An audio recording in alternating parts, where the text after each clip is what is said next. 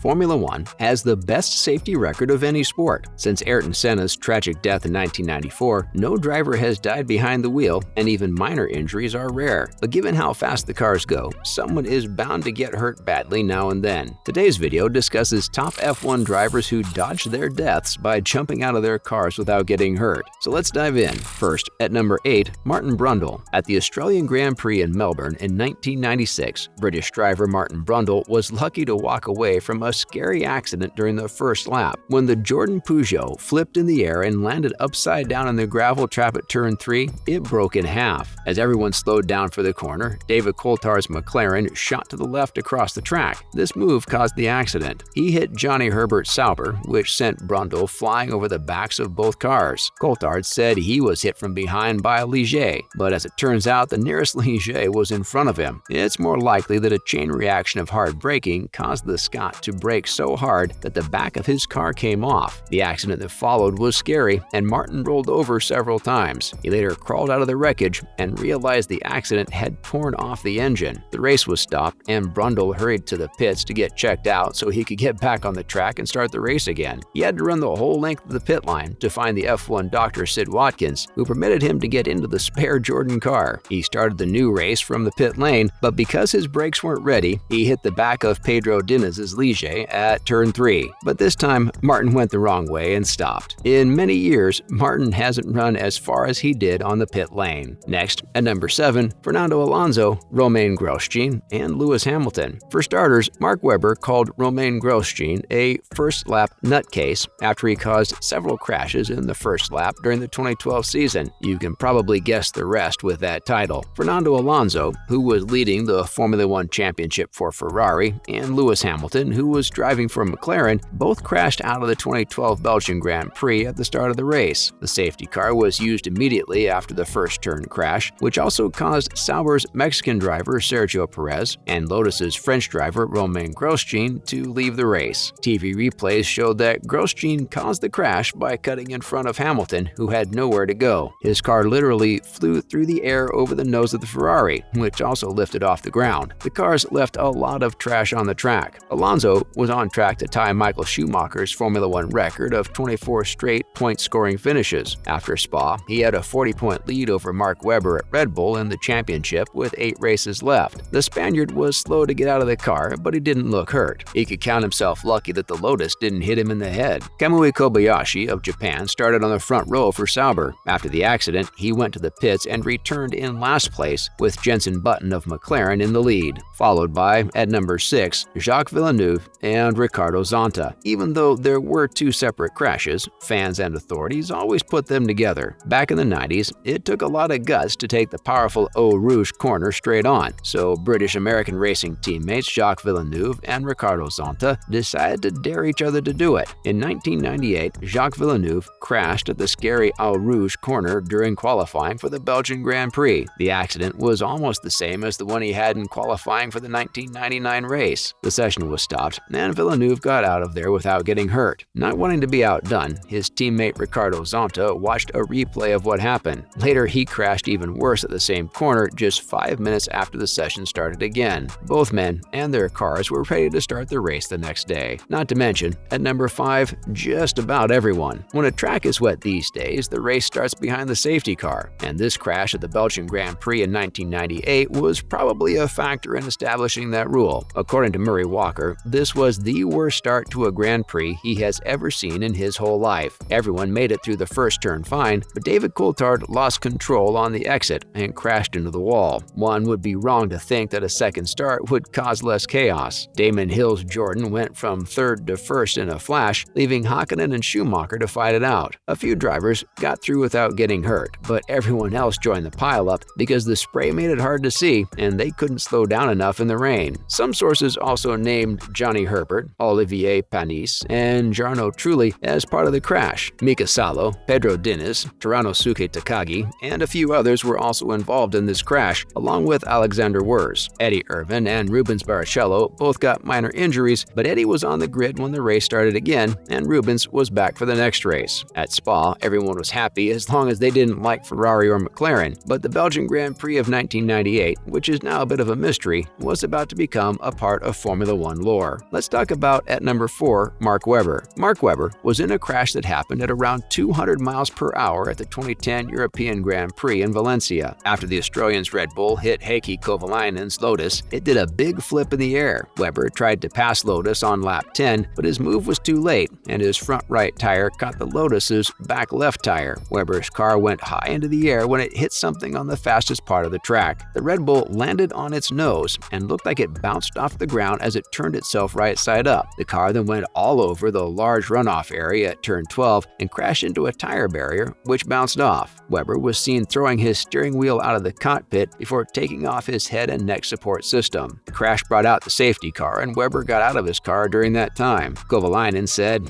"I think he ran into me while I was defending." When the safety car came out, drivers like Jenson Button, Rubens Barrichello, and Sebastian Buemi went into the pits. One lap later, the leaders caught up, and Webber's teammates Sebastian Vettel and McLaren's Lewis Hamilton were able to keep their places. After 4 laps being held up by the safety car, the race finally got back on track. Up next at number 3, Alan McNish. This one's nearly 200 miles per hour, but the 2002 Japanese Grand Prix crash has a significant record in F1 history. The thing is that the 130R turn is at the back of the long back straight. When drivers take it close to full speed, they feel at least 5G. That was back then. Now cars can do it at full speed, even asleep. Alan McNish went off the track at close to 200 miles per hour, which made it impossible to catch the car. He hit the barrier from behind with such force that a big hole was left in it. Even though he crashed through the fence outside the track, he could get out of the car on his own, and it looked like he wasn't hurt too badly. It was one of the hardest hits in the history of the sport. Followed by, at number 2, Fernando Alonso and Mark Webber. What made the 2003 Brazilian Grand Prix one of the most exciting F1 races ever? The safety car leading the most laps. After 54 laps, the race was starting to settle down, but Mark Webber lost the back end of his Jaguar, becoming a real challenge that day because it was wet. The Aussie crashed into the barriers outside the corner, destroying the left side of his car. He then flipped across the track and landed on the other side of the road. Webber was okay, but his crash had left a lot of trash on the track, which soon led to a disaster. Before Fernando Alonso became a 2-time world champion, he didn't pay attention to yellow flags or things on the track. Only once, though. Fernando Alonso hadn't heard about Webber's accident, so he hit one of the straight tires in the middle of the track at full speed. Alonso's front right suspension blew up in the crash, sending him into the tire barriers on the inside and then sending him violently spinning across the track just like Webber did. Alonso was hurt in the crash and had to get help on the side of the track, so he didn't make it to the podium. A strange ending to a strange race indeed. Lastly, at number 1, Robert Kubica. Without a doubt, this was the worst F1 crash since 1994. We still don't know how Robert Kubica got away with just a light concussion and a sprained ankle. He was fortunate not to get hurt badly when he crashed hard at the Canadian Grand Prix, but the shocking accident that happened on lap 27 of the Canadian Grand Prix almost had much worse results. Kubica's BMW went off the fast curved road leading up to the Virage du Casino hairpin, which is a sharp turn. It drove onto the grass, and the front of the car lifted upward. It hit an exposed concrete wall before going straight into a second one. It's scary to think about what would have happened if the BMW had gone through the barrier and hit cars going the other way. The car's impact structure seems to have worked exactly as it was meant to. Even though the crash and rollover did a lot of damage to the car, they helped spread out the force of the crash and lessened its effects on Kubica. He skipped the US Grand Prix a week later as a safety measure, then came back for the next race and finished 4th. Insanely cool, isn't it? And on that note, that's a wrap for this video. Which F1 crash do you think was the most insane one out of all of these? Let us know in the comments below. Make sure to give this video a thumbs up and subscribe to our channel for more videos like this. See you in the next one.